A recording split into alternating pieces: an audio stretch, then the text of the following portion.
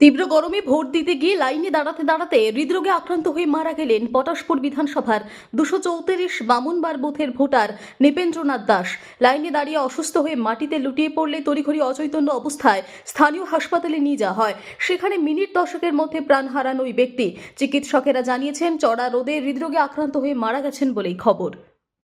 আজকে প্রখর রৌদ্রে মানে কি আজকে যা রৌদ্রের উত্তেজনা মনে হয় 40 ডিগ্রি মানে ছাড়িয়ে গেছে, যার কারণে সানস্ট্রোকে বামনবার 234 নম্বর বুথে, এটা হচ্ছে পটাশপুর বিধানসভার অন্তর্গত নৃপেন্দ্রনাথ দাস নামে এক ব্যক্তি, তিনি এবং তার পরিবারকে নিয়ে, ওনার স্ত্রীও সঙ্গে ছিলেন, ভোট গ্রহণ মানে কেন্দ্রের সামনে এসে উনি দাঁড়ান।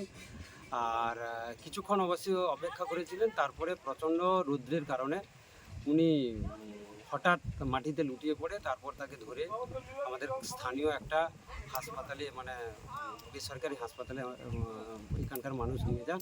তারপরে ওইখানকার ডাক্তার তাকে মৃত বলে ঘোষণা করা হয়।